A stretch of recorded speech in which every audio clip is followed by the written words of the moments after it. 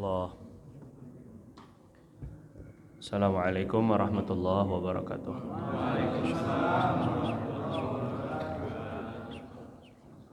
Alhamdulillahirabbil alamin.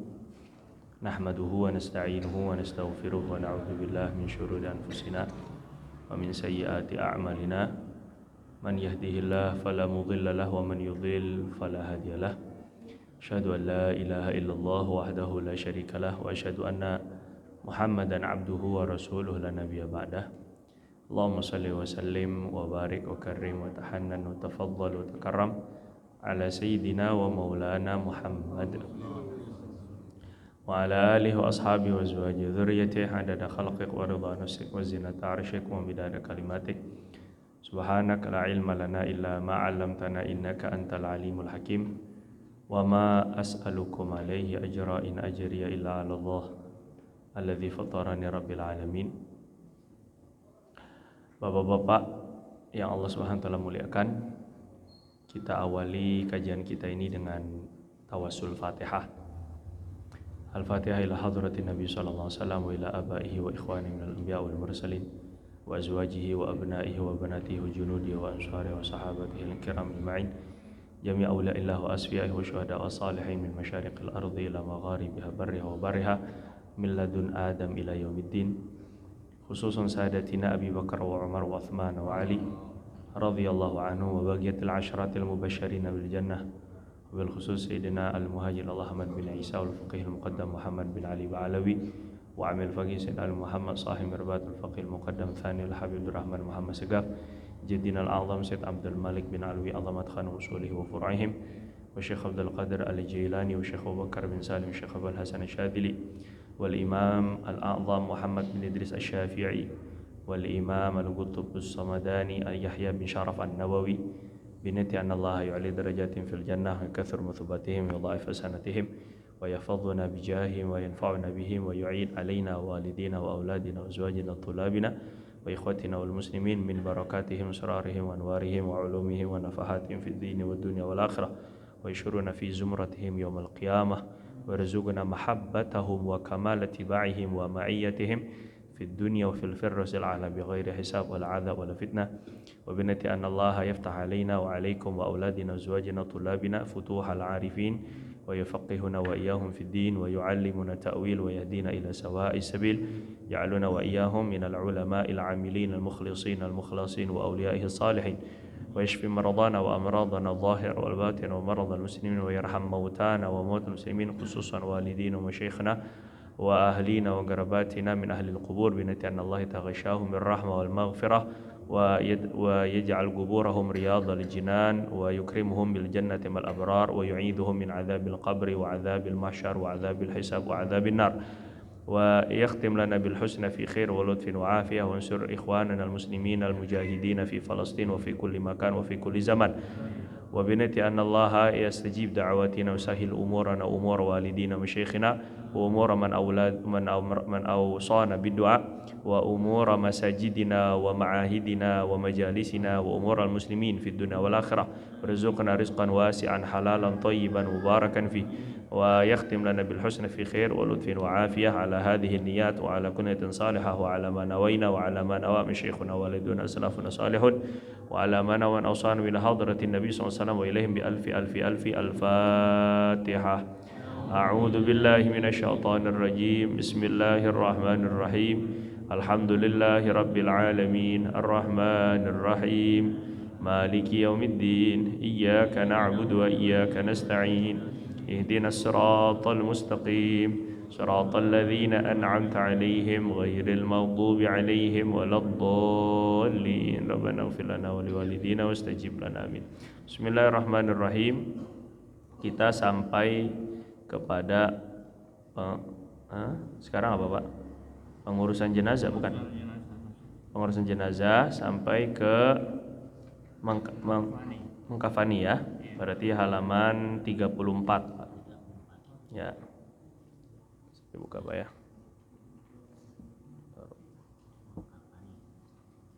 Bismillahirrahmanirrahim. Kewajiban kita kepada saudara-saudara kita semuslim yang telah mendahului kita, yang telah meninggal dunia, itu 4 kemarin. Yang pertama adalah memandikan. Setelah mandi pakai baju. Nah, inilah kafan. Baru disolati, baru dikuburkan. Nah, sekarang kita masuk ke bahagian pengurusan jenazah untuk mengkafani. Kalau mandi itu ada mungkin hanya beberapa orang, 1 orang yang memandikan utama, kemudian ada beberapa orang yang membantu bolak-balik. Nah, ini mengkafani ini pun juga beberapa orang saja, tapi kita berharap kafan ataupun juga proses seluruh daripada pengurusan jenazah saudara, keluarga kita, dan kita juga nantinya, kita berharap itu diurus jenazah kita ini oleh orang-orang soleh, oleh orang-orang yang ngerti.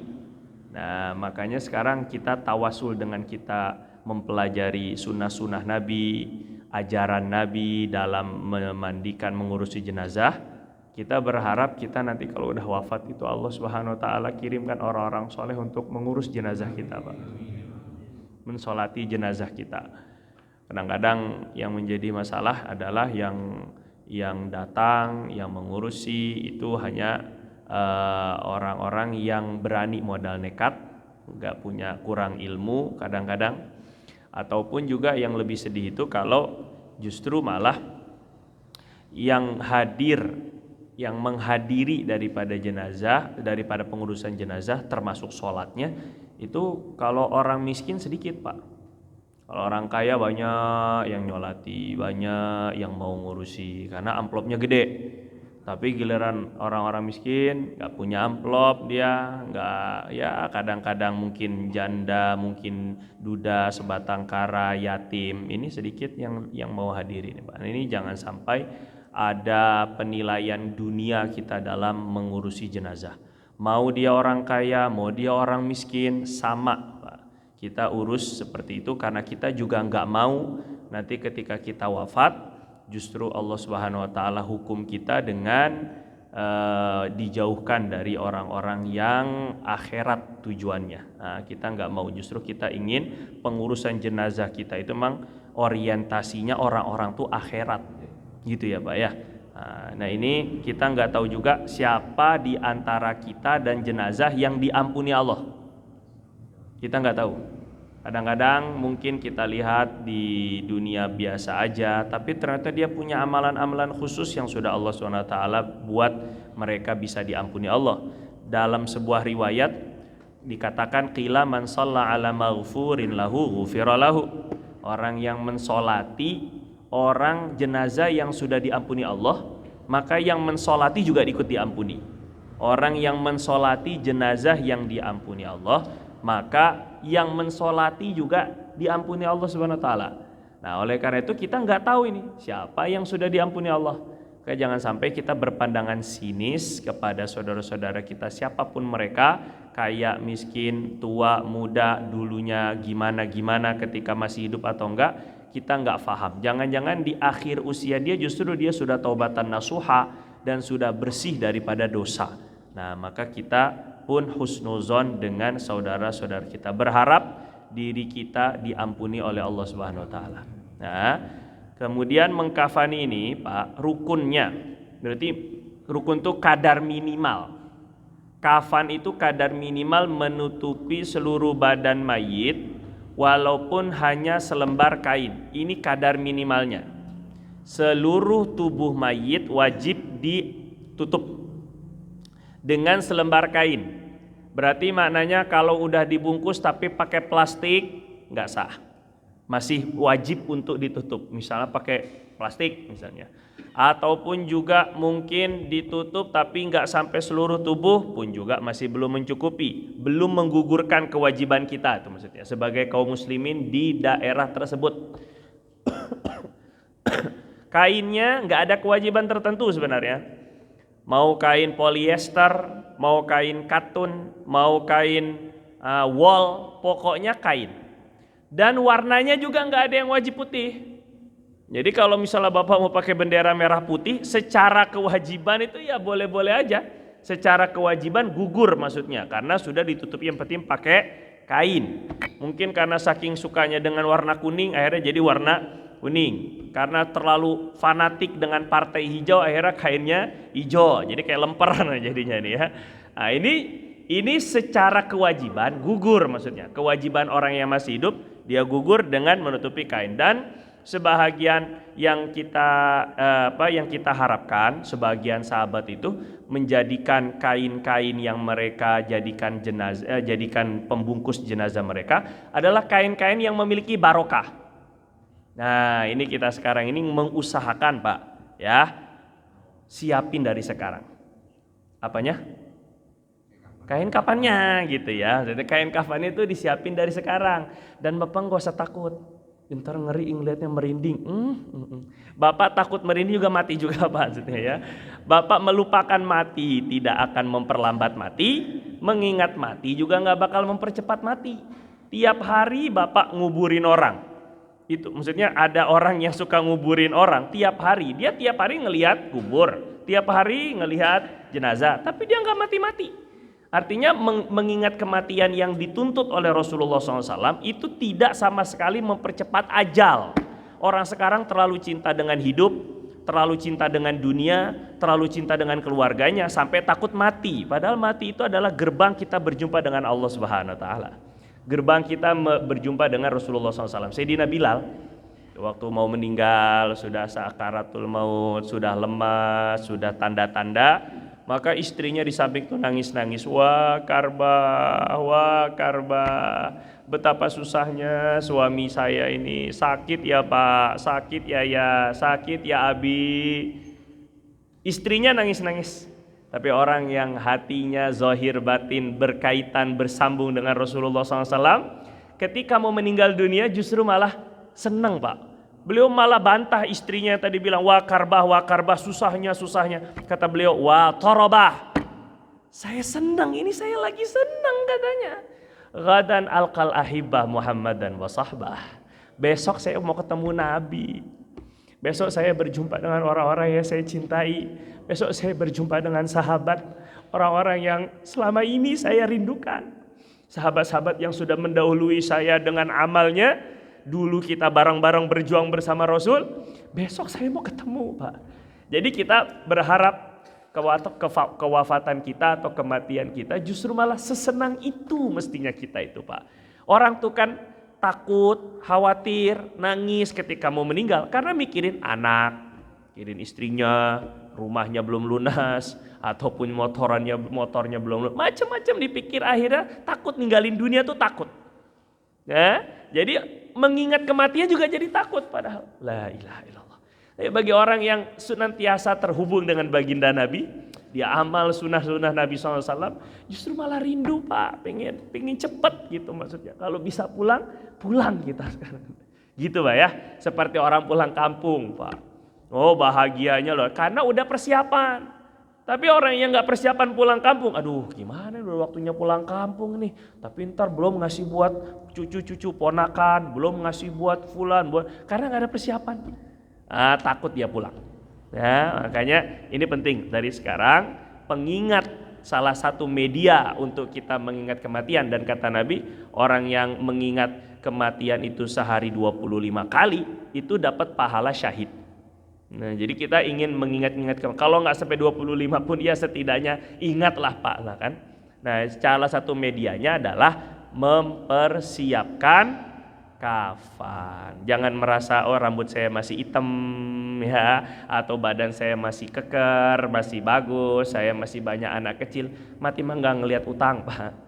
Mau punya cicilan berapa kek, masih punya anak kecil kek, masih istrinya masih cantik kek, atau baru lunas rumah saya belum ngerasain lama, enggak ngelihat itu semua. Kita ingin agar mengingat perjumpaan kita dengan Allah. Nah, ini yang kita harapkan. Jadi disiapin kain kafannya. Sayyidina Abu Bakar radhiyallahu an, beliau justru saat ketika meninggal dunia itu minta agar saya punya gamis yang biasa saya pakai buat sholat, itu dipakai kainnya untuk mengkafani saya. Kata beliau, al-jadid ahaqqu bil ahya, al-ahya ahaqqu bil jadid. Orang-orang yang masih hidup itu lebih layak untuk mendapatkan yang baru. Artinya kain baru. Yang udah meninggal nih saya nih ujung-ujungnya hanya untuk makanan ulat. Ini beliau lah maksudnya merasa, padahal beliau yakin kuburannya nggak bakal ada uletnya Pak Sayyidina Abu Bakar itu, cahaya di atas cahaya bersama Rasulullah Shallallahu Alaihi Wasallam. Tapi Baginda Abu Bakar tuh bilang gitu, nanti juga kalau dipakai untuk yang meninggal ujungnya juga hancur kain kafannya, dimakan tanah, dimakan ulat.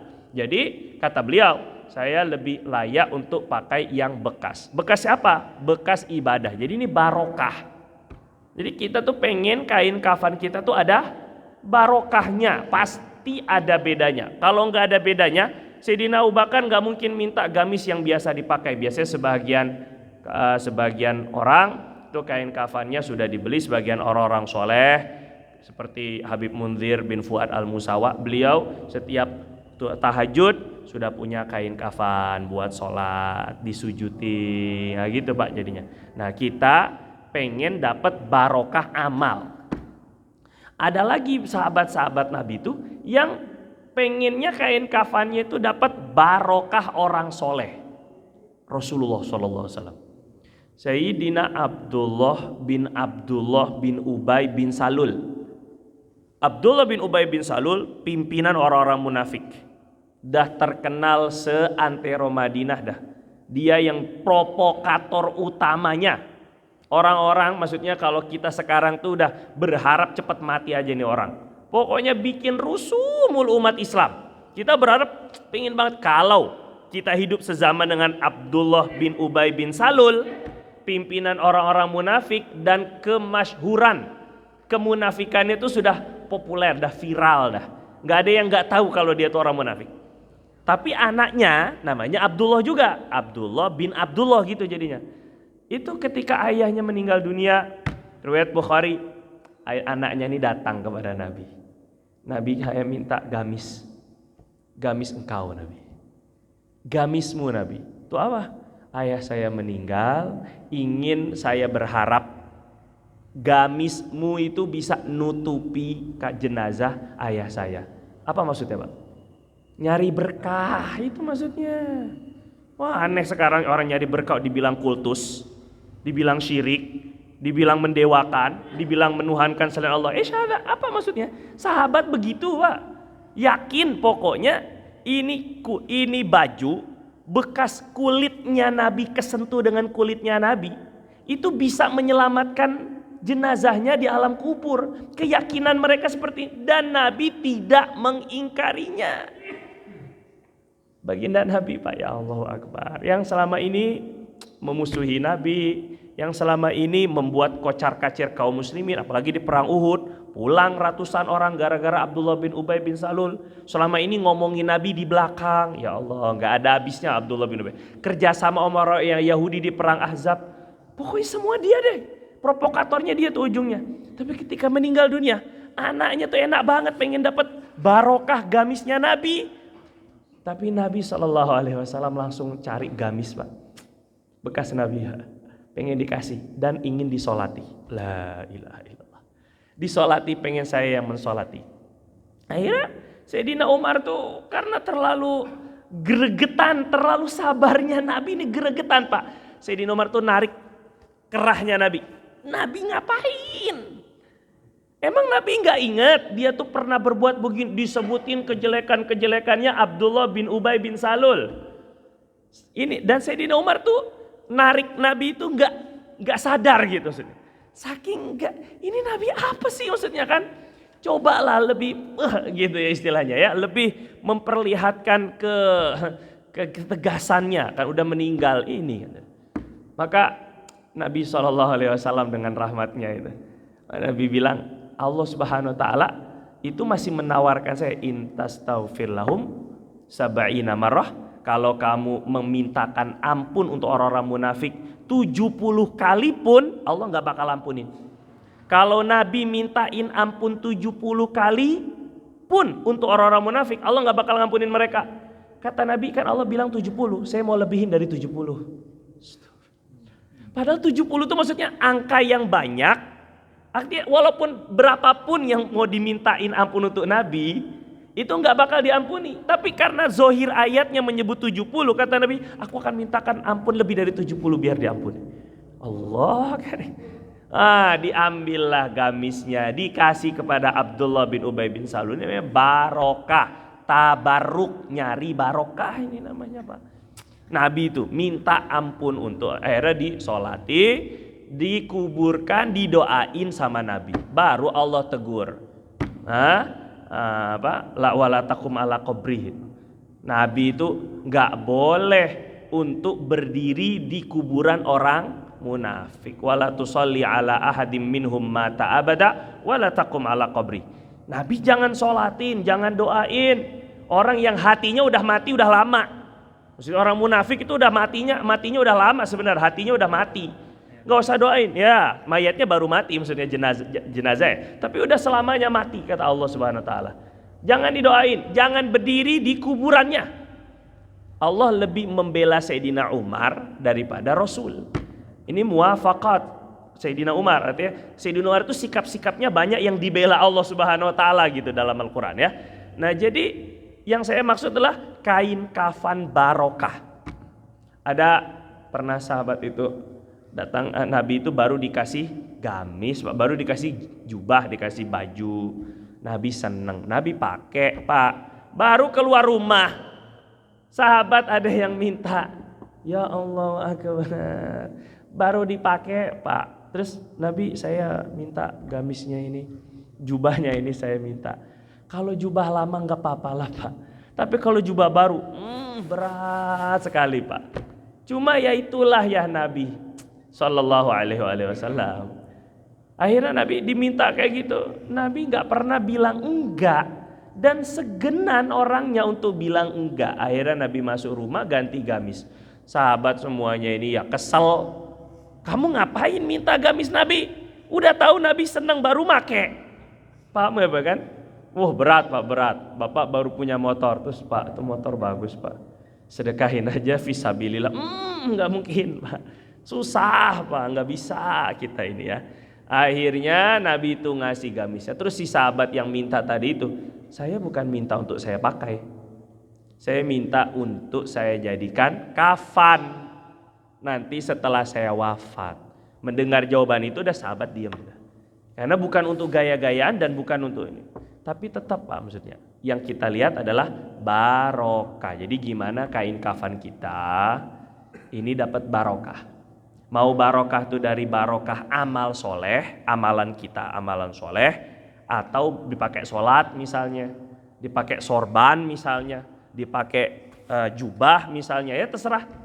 Atau barokah dari orang soleh. Minta untuk didoakan, minta untuk disolati, tolong dipakai sholat dulu.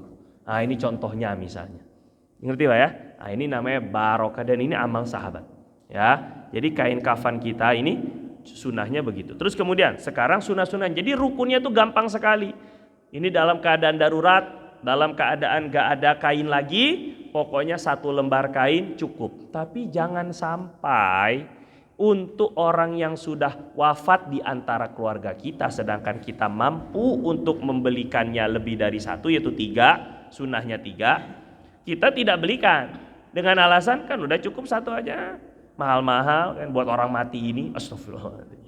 Nah ini kadang-kadang yang anak udah cinta warisan begini nih, takut warisannya berkurang padahal untuk hanya beli kain kafan. Jadi sebelum warisan dibagi, harta warisan itu dipakai untuk pengurusan jenazah dulu. Artinya sebesar apapun pengurusan jenazah biayanya, itu nggak makan uang ahli waris. Jadi kenapa ahli waris harus keberatan? Itu kan uang mayit. Kalaulah pakai misalnya pakai uang anaknya dulu biar cepet gitu kan, ya tetap aja anak yang bayarin, misal ya anak yang bayarin pengurusan jenazah almarhumah orang tuanya, boleh narik nantinya setelah warisan, misal rumah kejual atau ada warisannya sudah jelas berapa asetnya, saya minta balikin yang saya sudah keluarin untuk pengurusan jenazah ayah, boleh. Ngerti Pak ya? Karena memang pengurusan jenazah itu hak dari hak harta warisan, dari harta warisan itu sendiri gitu ya. Jadi gak usah pelit-pelit amat. Belinya yang murah, minyak wanginya Putri Duyung, la ilaha illallah, yang seksi itu minyak wanginya, yang beli satu paket murah, ya mungkin cuman berapa? 250 300 gitu, murahan, tapi minyak wanginya jelek, sabunnya sabun yang kelihatan aurat perempuannya itu, kemudian juga dengan kainnya yang Bapak beli paketan itu, coba Bapak pakai, Bapak aja dulu pakai. Gatel Pak, mending kalau panas. Kaku, gatel, panas, nggak enak sama sekali. Nggak enak. Dan jangan salah, orang yang sudah meninggal pun juga dia sebenarnya merasakan apa yang dirasakan oleh orang hidup.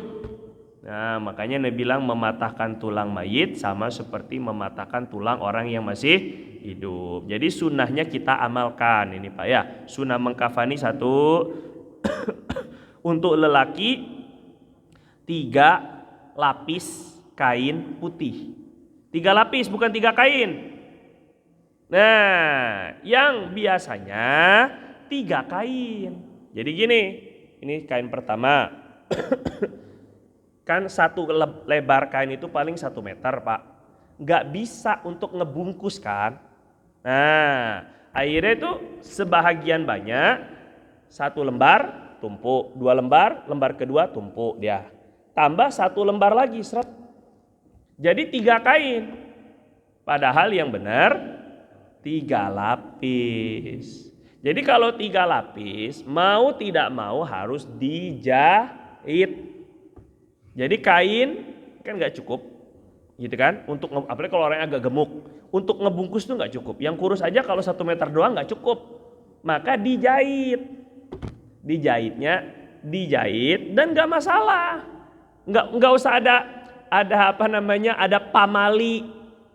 Nanti maitnya kesakitan. Syahadah apa ini? Nggak masalah. Mengamalkan sunnah justru malah perlu dijahit karena kainnya nggak lebar potongannya, kecuali kalau kainnya memang sudah lebarnya itu potongan kainnya itu udah lebar sekali nutup, nah itu baru cuman perlu 3 kain. Tapi kalau 1 kain nggak cukup maka Bapak nyambung nggak ini Pak ini kan ya, dijahit berarti perlu 6 kain. Ngerti kan Pak? Perlu 6 kain, potong kain untuk menjadi 3 lapis. 1 lapisnya yastur jami'al badan, menutupi semua tubuh. 1 lapisnya. Lapis kedua juga gitu, lapis ketiga juga gitu. Nah ini baru sesuai sunnah. Nah terus kemudian kainnya putih, sunnah. Tapi ya sunnah ini udah seperti wajib Pak. Nggak ada kainnya walaupun mau PKS, mau P3, mau PDI, mau PPP, Satpol PP misalnya, nggak ada kainnya warna-warni itu, nggak ada. Mau negara mana nggak ada, semuanya putih. Nah, ini sunnahnya. Untuk perempuan kainnya 2 lapis, 2 tumpuk. Ini kain luar 2 ya. Kemudian tambah 3 kain khusus. Pertama kain sarung, bukan sarung dijadiin kain, bukan. Maksudnya kain kafannya menutupi antara pusar sampai bawah lutut. Ini namanya kain sarung, izar. Kemudian ini 2 tambah 1. Tambah yang keempat, baju kurung atau baju gamis. Bukan perempuan tuh kita jahitin jadi baju gamis abaya apa, bukan. Tapi baju gamis maksudnya kain kafan yang menutupi daripada bahu sampai ke bawah kemaluan. Jadi dia ada baju bawah, ada baju atas. Bikin bajunya tinggal dibolongin. Bapak kalau mau daurah atau ada kajian spesial untuk bikin kainnya segala macam termasuk memandikannya, Syekhun ada Kiai Abdullah Arif yang pakar di bidang ini gitu kan. Cara membuatnya. Jadi tinggal kain itu sebenarnya bolong di tengah. Jadi ketika mayat itu ditaruh, dia tinggal ditarik, jadi masuk kayak tukang cukur. Nah itu gamis namanya. Jadi akan menutup daripada bahu sampai bawah kemaluan atau sampai lutut. Jadi ada kain gamisnya, ada kain bawahan sarungnya, kerudung khusus untuk kepala sampai dada. Nah ini pakai kerudung. Laki-laki jangan dikerudungin. Ini ketika lagi mungkin kiai, mungkin syekh, mungkin habib, mungkin orang mulia, kadang-kadang dipakein imamah. Nah, udang-udang ini keliru ini, udah kayak kerudung jadinya. Kan dia ada kainnya dari atas, terus tambah ada lipatan imamahnya, jadi mirip kayak kerudung. Nah, ini tidak sesuai sunnah. Baginda Nabi itu tidak pakai imamah di dalam kainnya. Pokoknya kain kafan Nabi itu 3 kain katun dari Yaman, disebutnya suhuliyah. 3 salas lafaif suhuliyah. Pokoknya 3 kainnya kain katun. Kain katun itu adem, lembut, nyerap keringat, cepat. Itu enak. Dan itulah yang dipilih oleh baginda Nabi. Bukan kain sutra. Sutra juga hukumnya haram, bahkan untuk mayit laki-laki. Nah, gitu ya Pak ya. Jadi tambah kerudung. Jadi 5. Kerudung, gamis, kemudian kain bawahan, sarung, baru 2 lapis untuk membungkus seluruh badan. Ya, jadi 5. Untuk perempuan 5. Jadi kalau sekarang ibu-ibu kita, istri-istri kita misalnya itu bajunya banyak, wajar. Meninggalnya aja bajunya banyak maksudnya gitu ya. Apalagi hidup maksudnya ini kan. Jadi wajar, gamisnya sendiri, cardarnya lain lagi. 1 juta udah 1 paket udah gitu misalnya ya. Itu wajar dan patut karena jenazahnya pun juga demikian. Terus selanjutnya sekarang tata caranya. Ini kainnya kain katun ya. Tata caranya, letakkan sepotong kapas yang telah dilumuri minyak wangi atau semisalnya. Minyak wanginya usahakan yang bagus. Ya, kasturi yang paling bagus tuh kasturi campur sedikit air mawar.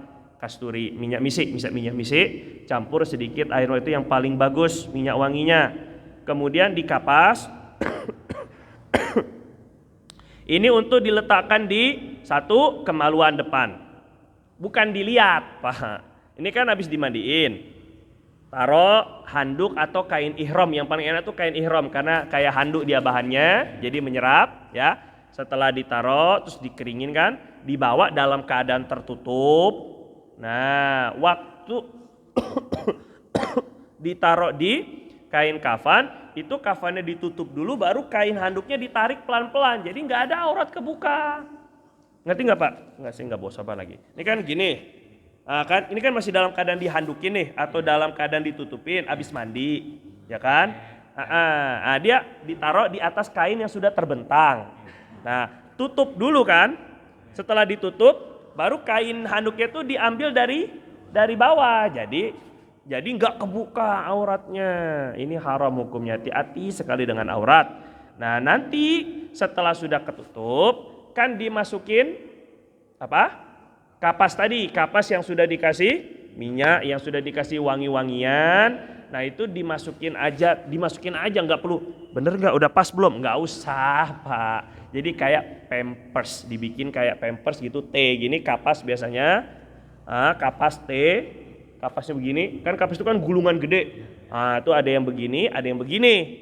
Jadi udah ditaburi dengan cendana, kayu cendana yang sudah ditumbuk dengan kapur barus. Nah, udah kapur barusnya ditumbuk yang halus. Jadi enak, tinggal begini-gini aja, tinggal ditaburi.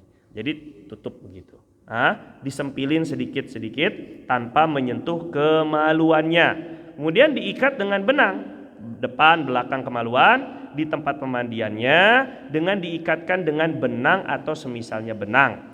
Bentangkan kain yang paling baik dan paling luas, yang paling bawah maksudnya. Kainnya itu bentangkan kan yang paling gede, itu paling atas. Taburinya wewangian. Wewangian itu campuran tadi, cendana campuran sama apa? Kapur barus. Kemudian kain yang kedua seperti itu juga, bentangkan lagi, ditabur. Begini boleh, pokoknya ditabur banyak-banyak. Cendana itu udah jadi bubuk kan, sama kapur barus dicampur jadi satu. Nah, kalau bahasa fikih disebutnya hanut. Nah, dicampur, ditebar. Kain yang ketiga yang paling atas berarti ini pun juga ditaburkan juga Kain ketiga, lalu letakkan mayit dengan menghadapkan kakinya ke kiblat. Lagi-lagi seperti orang sholat dalam keadaan tidur. Orang sholat dalam keadaan tidur, kakinya ke arah kiblat, kepalanya di arah sebalik kiblat. Ini afdolnya, sunahnya, berarti ke sana. Berarti ya, kainnya berarti begini bentangnya, terbentang. Terus kemudian C, letakkan kapas di mana saja kapasnya. Ini kapas juga yang sudah diwangikan di hidung, di telinga, di mulut, di mata. Ya itu, kemaluan udah tadi ya. Jadi di lobang-lobang, mulut, hidung, telinga, mata. Nah, gitu. Terus kemudian selanjutnya adalah tadi, begitu pula letakkan kapas yang telah wangi di wajah. Jadi kapas gede terakhir ini, setelah ini udah ditutup, ini ditutup, ini ditutup, ini ditutup, dimasukin gitu-gitu aja biar ya takutnya keluar cairan-cairan. Maka terakhir mukanya blek. Jadi muka enggak harus kelihatan ya? Emang enggak. Siapa maksudnya pocong-pocong yang ada sekarang itu pocong sinetron, Pak. Sebenarnya pocong itu dia ketutup dia mukanya sebenarnya. Nah, nanti pas mengkain kafankan, mengkain menutup juga tidak disunahkan harus dibuka. Bukan, tutup semuanya sudah. Memang full body, full face kalau jadi helm. Nah, itu semua kepalanya pun ketutup kain kafan. Jadi enggak ada kesunahan untuk dibuka begitu. Nanti di dalam kubur baru dibuka pipinya doang, dikasih tanah. Nah, itu maksudnya. Dan ikatannya itu sunnah dibuka, ya. Semua ikatan. Lanjutnya adalah mana tadi? Lakukan hal tersebut juga di kedua telapak tangan, lutut, telapak jari kaki, serta sela-sela jari tangan dan jari kaki. Tempat-tempat sujud. Kapas, kasih hanut tadi campuran cendana sama kapur barus, dahi. Ini diikat pakai benang, tangan, karena tempat sujud. Lutut. Nah, dua-duanya sama ini, ujung-ujung jari kaki itu juga sama, diikat pakai benang. Bukan diikat begini, enggak usah, dililit aja benangnya. Cukup, tadi juga nempel sendiri. Yang penting kita muliakan tempat-tempat anggota-anggota sujud. Nah, itu sunnahnya ini ya. Tegakkan kedua kakinya, diletakkan tangan kanan di atas tangan kiri, gini maksudnya.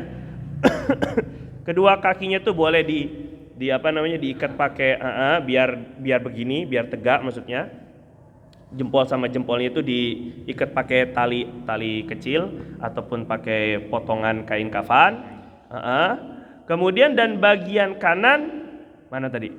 Letakkan tangan kanan tangan kiri, lalu lipat kaki lapisan pertama bagian kiri ke kanan. Ini kanan. Jadi sebenarnya seperti kiri ke kanan, atau kiri ke kanan, berarti gini berarti ya. Terus kemudian baru bagian kanan ke kiri. Jadi yang kirinya itu di atas, lipatan kain yang kanan di bawah dan kain yang kiri di atas. Ini sunnah aja lah ala kulli hal memang gitu ya. Kemudian bagian kanan ke kiri, lakukan hal ini pada lapisan kedua dan lapisan ketiga. Ikat kain kafan pada 5 tempat. Atas kepala, pocongnya, di bahu, di pinggul, tengah berarti, di lutut, sama di bawah kaki. 1, 2, 3, 4 lutut, sama 5 di bawah kaki. Nah, kalau yang diajarkan oleh para masyaikh, para ulama khususnya dari ulama Hadramaut Yaman, itu satu tali mengikat 5 area.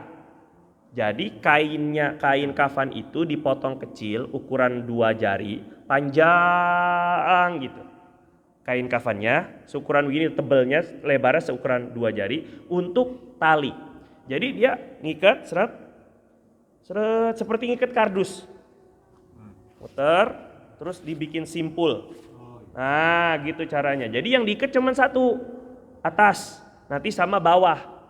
Di tengah bikin simpul. Dan ini ada sanadnya, masuk. Terus kemudian pinggul, sama juga. Jadi bukan diikat satu-satu. Kalau di kita, ikat satu-satu. Memang enggak masalah, ini sunnah ala kulli hal ya. Tapi kalau sesuai dengan sanad guru-guru kami, itu justru malah satu tali tapi 5 simpul gitu.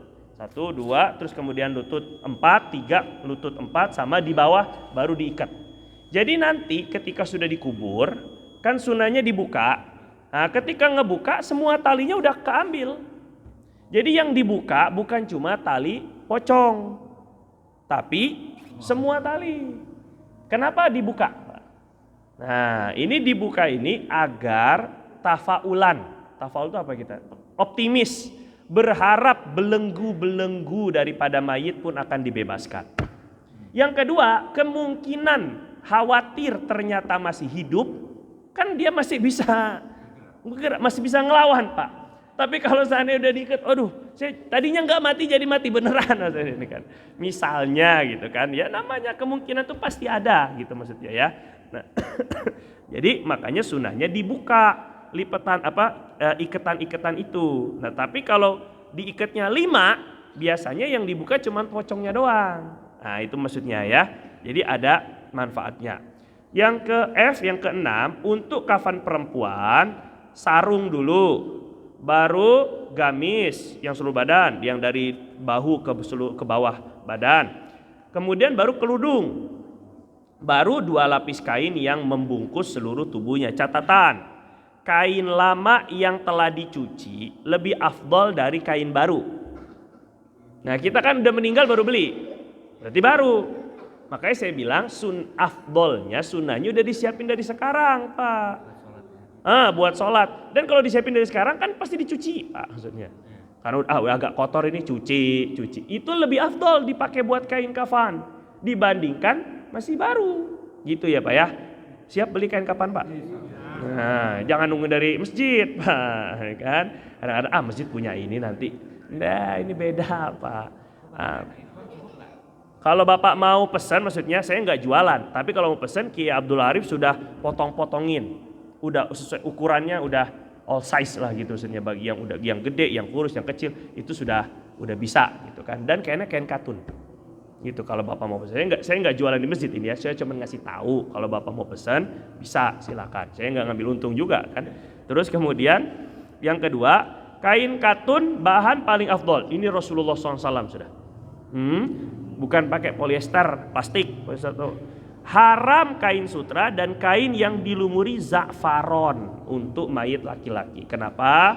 Karena laki-laki juga haram ketika hidup, maka ketika meninggal dunia juga haram. Yang walaupun kaya tetap tidak boleh. Wallahu ta'ala a'lam. Mensolati nanti kita pada pertemuan yang akan datang insya Allah. Ada pertanyaan dulu Pak sedikit? Nggak ada? Ya. Za'faron itu jenis minyak wangi, warnanya merah. Sekarang disebut saffron. Nah, bukan kasturi, dia za'faron namanya. Kalau orang penjual minyak wangi tahu dia, tanya za'faron, tahu warnanya merah. Biasanya kalau kiai-kiai atau ustadz-ustadz yang suka ngehikmah, suka jikir-jikir, nulis wafak-wafak, pakainya minyak za'faron gitu. Wafak itu maksudnya nulis ayat, nulis zikir itu biasanya. Dia isim kan. Saya nggak bisa nyebut isim ya, ismullah maksudnya nama Allah Subhanahu Wa Taala. Nah itu biasanya pakainya za'faron itu za'faron. Nah laki-laki sebenarnya nggak boleh pakai za'faron. Nah gitu, makanya ketika meninggal pun juga tidak boleh. Gitu Pak ya, jelas? Boleh. Hanya satu yang boleh laki memandikan perempuan atau perempuan memandikan laki-laki, hanya satu, antara suami dan istri. Anak nggak boleh mandiin ibunya, nggak boleh. Ini gaya mau berbakti.